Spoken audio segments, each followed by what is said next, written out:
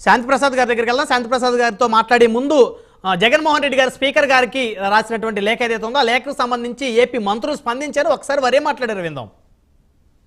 5 సంవత్సరాల పరిపాలనలో ప్రజలతో పనిచేస్తుంటే ఆయన ఈరోజు లెటర్ రాసేటువంటి పరిస్థితి ఉండకపోయిండేది. ఒకసారి అసెంబ్లీలో ఆయన మాట్లాడినటువంటి రికార్డులే ఉన్నాయి. ఒకసారి ఆయన ఏం మాట్లాడాడు అసెంబ్లీలో, ఒకసారి ఆ రికార్డు చూసుకుంటే ఆయనకి తెలుస్తుంది. నేను కూడా ఎందుకంటే అసెంబ్లీలో ఉన్నా. ఒకసారి ఆయన మాట్లాడుతూ, చంద్రబాబు నీకు 23 మంది ఉన్నారు, ఒక 5 ఎమ్మెల్యేని నేను తీసుకుంటే నీకు 17, 18 వచ్చేస్తే నీకు ఆ ప్రతిపక్ష హోదా కూడా నీకు మిగలదు నేను తలుచుకుంటే అన్నాడు. అంటే ఆయన చెప్పింది ఏంటి ఆ రోజు అంటే 18 మంది ఉంటేనే నీకు ప్రతిపక్ష హోదా, అది నేను తీసుకుంటే ఆ హోదా కూడా ఉండదని ఆ రోజు అసెంబ్లీలో చెప్పినటువంటి వ్యక్తి ఈరోజు అబ్బాయి నెంబర్తో సంబంధం లేదు, ప్రతిపక్షం హోదా నాకు ఇవ్వాలని అంటే ఒక మాజీ ముఖ్యమంత్రిగా చంద్రబాబు నాయుడు గారు ఒక ముఖ్యమంత్రి హోదాలోనే ఆయనకి లోపల ఇచ్చేటువంటి గౌరవం, ఆయన గేట్ నుంచి కానీ కారు నుంచి రావడం కానీ, అదేవిధంగా ఆయన కూడా ఆల్ఫాబెటికల్లో వాస్తవంగా చెప్పాలంటే యాజ్ ఎమ్మెల్యేగా ట్రీట్ చేస్తే ఆల్ఫాబెటికల్లో ఎమ్మెల్యేగా చెప్పాలి. అయినా సరే మాజీ ముఖ్యమంత్రి అన్న హోదాతోటే ఆయన మంత్రుల తర్వాత ఆయన ప్రమాణ స్వీకారం ఇవ్వడం జరిగింది. ఏదో 5 సంవత్సరాల్లో తాడేపల్లి రాజప్రసాదం వదిలి బయటికి రాకుండా ఎక్కడైనా తప్పుజారి వెళ్తే 144 సెక్షన్లు పెట్టుకుని పరదాలు మోటున బ్యారికేడ్లు పెట్టుకుని వేలాది పోలీస్ తోటి వెళ్ళి ప్రజలకు ఏదైతే దూరం అయ్యాడో వాటన్నిటి మీద ఆయన రివ్యూ చేసుకోవాల్సిన వ్యక్తి ఇంకా పాత భ్రమలోనే అబద్ధాలు అసత్యాలు చల్లుతూ పోతూ ఉన్నాడు. అది అతనికి మరింత నష్టం భవిష్యత్తులో కలగజేస్తుంది. ఆయనకి అన్ని చట్టాలే, 10 మంది లేకపోయినా ఆయనకి ఒక 986 మందిని పెట్టుకున్నట్టున్నాడు కదా ఆయన. అంటే ఆయనకు ఒక రూలు, బయట వాళ్ళకి ఒక రూల్ ఎప్పుడు. ఎందుకంటే ఆయన అయితే ఏమన్నా చేయొచ్చు, బయట వాళ్ళు ఏం చేయకూడదు. ఇప్పుడు పర్మిషన్ లేకుండా ఏ బిల్డింగ్లు అయినా కట్టేయచ్చు, ఏమన్నా చేయొచ్చు, కానీ మనం అడగకూడదు. మనం కాదు, అధికారులు అడగకూడదు. ఈరోజు ప్రతిపక్ష హోదా లేదు, 11 సీట్లకి ఏం చేయాలో ఎలాగివ్వాలో సెక్యూరిటీ అలాగే గవర్నమెంట్ ఇస్తారు. అంతేగాని ప్రత్యేకమైన రూల్ ఉండదు కదా. కాదేది కవితకు అనర్హం అన్నట్టుగా కాదేది మాకు అనర్హం అని మొత్తం అన్నీ దోచుకెళ్ళిపోయారు. అసలు వాళ్ళకు మాట్లాడే అర్హతే లేదండి, అర్హత కోల్పోయారు పూర్తిగా. ఆ బూతులు విని, ఆ దరిద్రమైన లాంగ్వేజ్ విని జనాలందరూ కూడా చీ అనుకునే ఈరోజు ఇలా ఇచ్చారు. ఎప్పటికైనా బుద్ధి తెచ్చుకోకపోతే ఇంకెక్కడ ఉంటారో వాళ్ళు 11 నుంచి. ఆయన ఎమ్మెల్యే కదండి, ఆయన ఎమ్మెల్యేనా? అది ప్రతిపక్ష హోదా కూడా లేదు కదా. మరి ఆయన ఏదైతే అదే చేస్తారు, గవర్నమెంట్ చూసుకుంటారు కదండి. గవర్నమెంట్ రూల్స్లో ఆయనకి ఎలాగ ఇవ్వాలి, ఎలాంటి సెక్యూరిటీ ఇవ్వాలంటే అలాగే ఇస్తామండి, కొంచెం కూడా తగ్గించం. మాకు అవసరం లేదండి. ఆయనకి ఎంత సెక్యూరిటీ ఇవ్వాలి గవర్నమెంట్ రూల్స్ ప్రకారం ఆ సెక్యూరిటీ ఖచ్చితంగా ఇచ్చే తీరుతాం. ఆయనకి ఏదో పెద్ద ప్యాలెస్ ఉందని ప్యాలెస్ చుట్టూ ఇవ్వాలంటే ఇవ్వలేదు కదండి. అది గవర్నమెంట్ రూల్స్ ఉండాలి కదా. రైట్. శాంతిప్రసాద్ గారు, గుడ్ ఈవినింగ్ సార్. నమస్తే బ్రహ్మనాయుడు గారు, మీకు ప్యానల్లో ఉన్న సోదరులకు చూసుకుంటూ. సో మొత్తానికి జగన్మోహన్ రెడ్డి గారి మీద కక్షపూరితంగా వ్యవహరిస్తున్నారు. మొదటి రోజే అసెంబ్లీలో ఆయన ప్రమాణ స్వీకారం చేసే రోజే మరి ఆయన్ని వారికి కావాల్సిన వాళ్ళందరి చేత ప్రమాణ స్వీకారం చేయించుకొని ఆ తర్వాత ఆయన ప్రమాణ స్వీకారం చేయించడం నిజంగా అవమానకరం. 40% ఓట్ బ్యాంక్ ఉన్నటువంటి ఒక పార్టీ అధ్యక్షుడు, మాజీ ముఖ్యమంత్రికి అవమానం జరిగిందనే అభిప్రాయాన్ని ఇప్పుడు మన డిబేట్లో ఉన్నటువంటి వైసీపీ ఎమ్మెల్సీ సీనియర్ నేత దువ్వాడ శ్రీనివాస్ గారు అభిప్రాయం వ్యక్తం చేశారు. స్పీకర్ గారికి జగన్మోహన్ రెడ్డి గారు లేఖ రాశారు. సో ఏంటి శాంతిప్రసాద్ గారు, కావాలనే జరుగుతుంది ఇదంతా? అసలు జగన్ రెడ్డికి ఈ లేఖ రాసిన నైతికత ఉందా? నైతికత ఉందా అసలు? 175/175, why not 175, why not Kuppam, why not Pithapuram, why not Mangalagiri. ఎట్లా మాట్లాడారు? నీ అర్థం ఏంటి? అపోజిషన్ అనేది ఉండకూడదు అసెంబ్లీలో.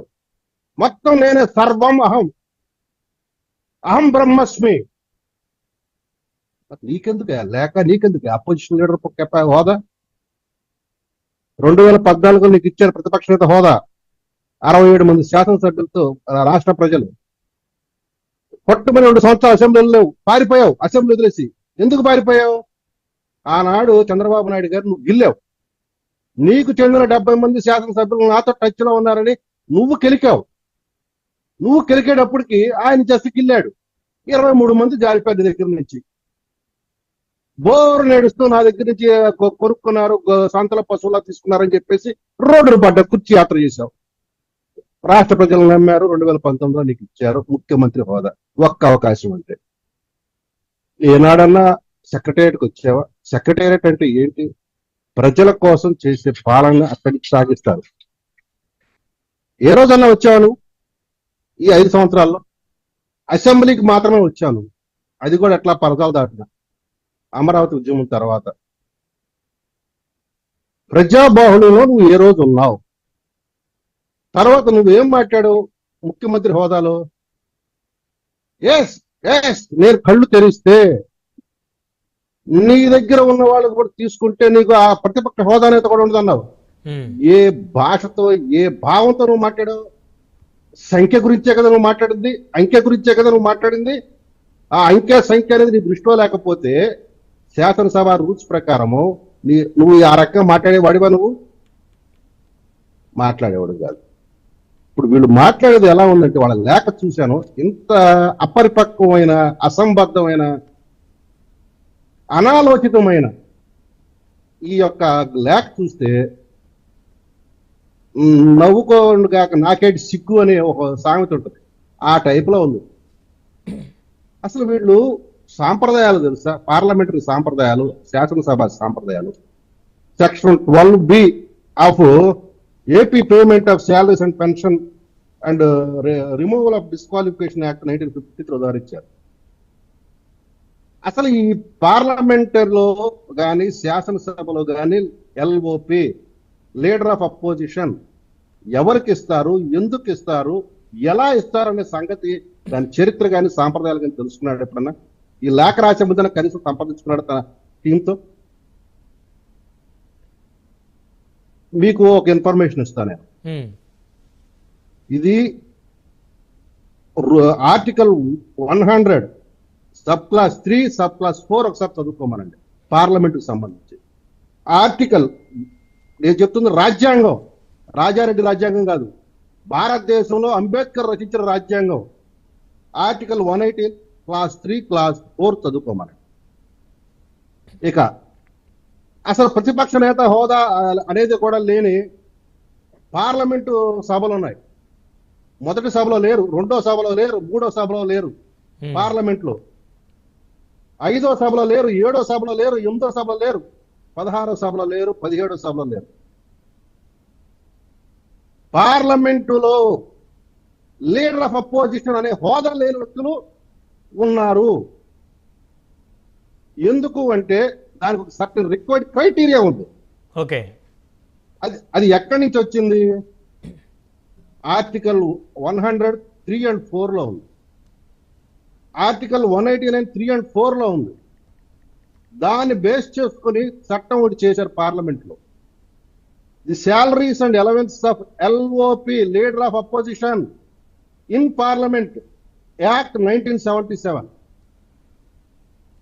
ఒక ప్రతిపక్ష నేతకి ఆ హోదా ఇవ్వాలంటే ఒక required percentage 1/10 of the house, total house ఉండాలి. ఎందుకు ఈ 1/10 అంటే,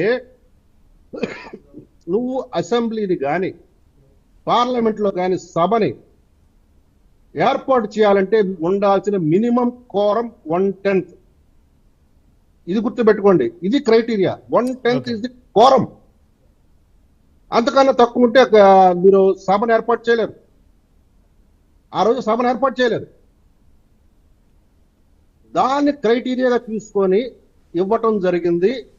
సభా సాంప్రదాయాల ప్రకారము పార్లమెంట్లో ఫాలో జరిగింది. రాష్ట్ర ప్రభుత్వాలు కూడా వాటికి అనుగుణంగా చట్టాలు రూల్స్ చేసుకోవడం జరిగింది.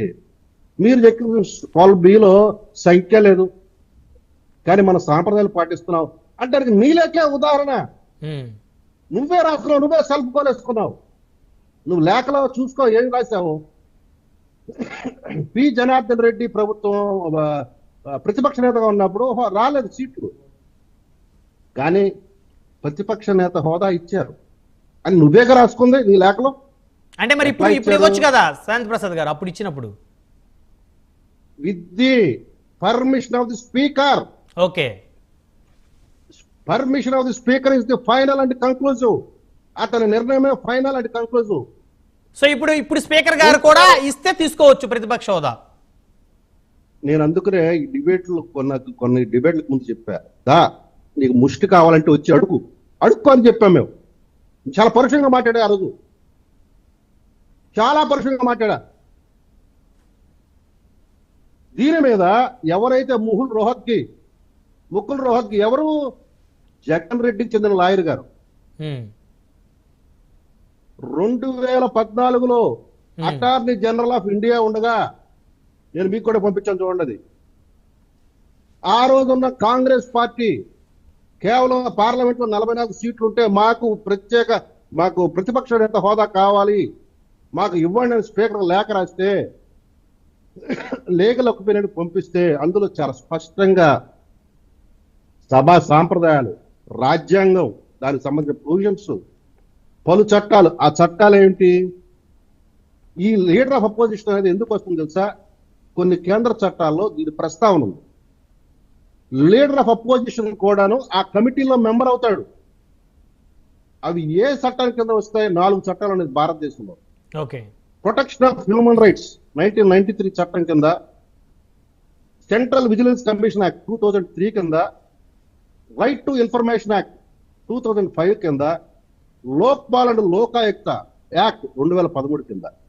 ఈ 4 చట్టాల కింద ఆయా అధిపతుల్ని నియమించాలంటే ప్రధానమంత్రితో పాటు ఎల్ఓపి లీడర్ ఆఫ్ అపోజిషన్ కూడా ఆ కమిటీలో సభ్యుడై ఉండాలి. ఓకే. ఆ కమిటీలో సభ్యుడై సో ఉండాలి. ఫైనల్ గా శాంతి ప్రసాద్ గారు, ఇప్పుడు జగన్మోహన్ రెడ్డి గారు రిక్వెస్ట్ పెట్టుకుంటే స్పీకర్ గారు యాక్సెప్ట్ చేస్తే ఆయన ప్రతిపక్ష నేత హోదా కొనసాగించుకోవచ్చు. ఇవ్వరు సార్, ఎట్లా ఇస్తారు సార్?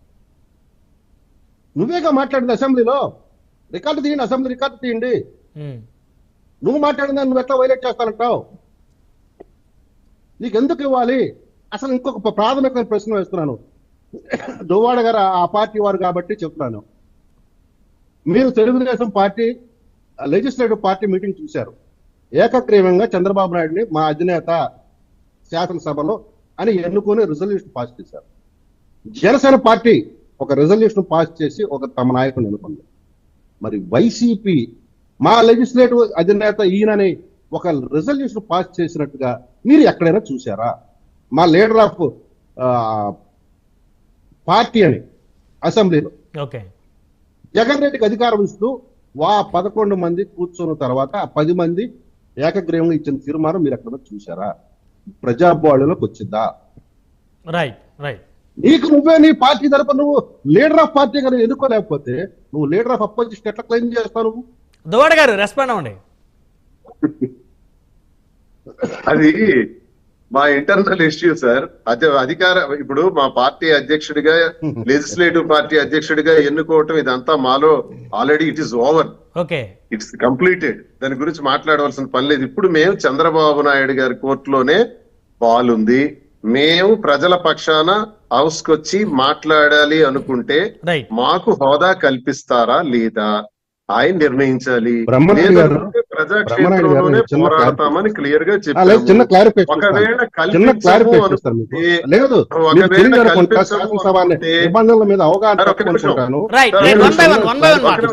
మీరు ప్రజాభవనంలో చెప్పి శాసనసభ తెలియజేయకపోతే ఎవరిని గుర్తించాలి సార్? అలా ఒకవేళ కల్పించము అనుకుంటే ఇప్పుడు ఒక పులివెందుల ఎమ్మెల్యే అని మీరు అవసరం ఏముంది సార్? మైక్ ఎమ్మెల్యేకి ఇవ్వాల్సిన అవసరం ఏముంది? ఎమ్మెల్యే మాట్లాడవలసిన అవసరం ఏముంది? మరి ఆ సందర్భంగా ఆ హోదాలో వచ్చి, ఎమ్మెల్యే హోదాలో వచ్చి మాజీ ముఖ్యమంత్రి జగన్మోహన్ రెడ్డి గారు ప్రజాక్షేత్రంలో 40% ఓట్లు తెచ్చుకొని ఆయన ఏం మాట్లాడతారు అక్కడ? మరి మాట్లాడాలంటే మాకు హోదా కావాలి. అలా ఎలా అయితే 26 స్థానాలతో కాంగ్రెస్ పార్టీ ఉమ్మడి రాష్ట్రాల్లో ఇచ్చారో అలా ఇస్తారా ఎవరో చెప్పండి. అందుకు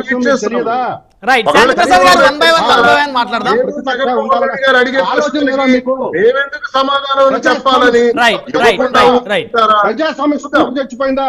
ఇప్పుడే గుర్తుకొచ్చిందా ప్రజాస్వామ్య స్ఫూర్తి? మీకు విలువలు ఇప్పుడే గుర్తుకొచ్చినాయా? శాంతి ప్రసాద్ గారు దయచేసి ఆగాలి. మనతో విజయకరణ్ గారు ఉన్నారు, తెలుగుదేశం పార్టీ